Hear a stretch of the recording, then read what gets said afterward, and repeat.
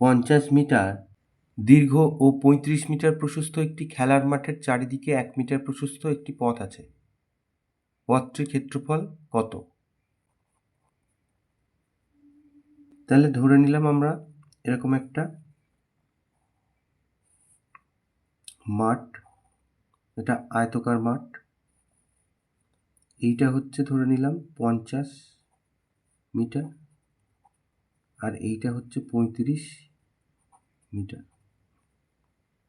তাহলে এর চারিদিকে এরকম 1 মিটার প্রশস্ত একটা রাস্তা আছে, মানে এটা হচ্ছে 1, এটা হচ্ছে 1, এটা হচ্ছে 1, এটা হচ্ছে 1, এইটা 1, এটা 1, এটা 1, এটা 1 মিটার। তাহলে এই পথের ক্ষেত্রফল কত জিজ্ঞাসা করেছে। তাহলে আমরা আগে এই মাঠটার ক্ষেত্রফল কত সেটা বার করি।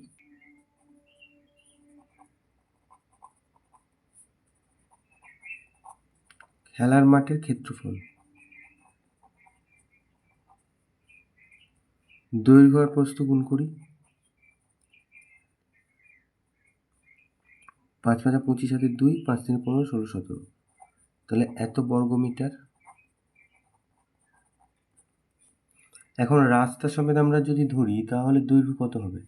এদিকে 1 বেড়ে যাবে আর এদিকে 1 বেড়ে যাবে, প্রস্থর বেলায়ও এদিকে 1 বেড়ে যাবে, এদিকে 1 বেড়ে যাবে।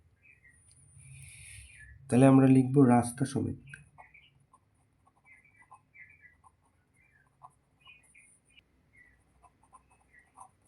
মাঠের দৈর্ঘ্য 50 ছিল আর দুদিকে বেড়ে যাচ্ছে 1 করে, তার মানে 52 মিটার।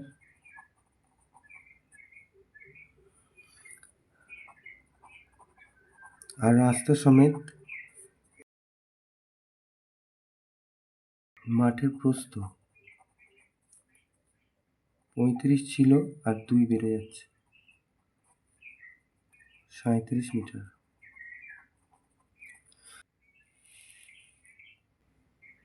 এখানে রাস্তা মানে পথ, তাহলে অতএব রাস্তা সমেত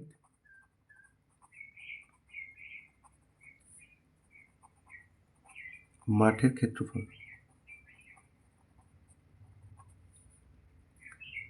52 গুণ 37। 52 আর 37 গুণ করি, 7 দুগুণে 14 হাতে 1, 5 7 35 34, 3 দুগুণে 6, 3 5 15, তার মানে 4 6 6 6 12, 6 আর 6 12, 2 হাতে 1, 11 5 6, 7 8 9, এত, তার মানে 19 24 বর্গমিটার। তাহলে এই টোটালটা আমরা পেয়েছি 19 24 আর ভেতরেরটা পেয়েছি আমরা 1750। তাহলে বিয়োগ করে দিলেই আমরা রাস্তাটা পেয়ে যাব। তাহলে অতএব প্রশ্নে পথ ছিল, পথ লিখি, পথের ক্ষেত্রফল সমান সমান এই 19 24 থেকে আমরা বাদ দেব 1750।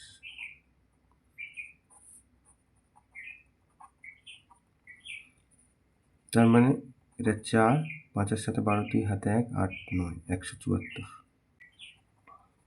বর্গমিটার। এটাই তাহলে আমাদের উত্তর।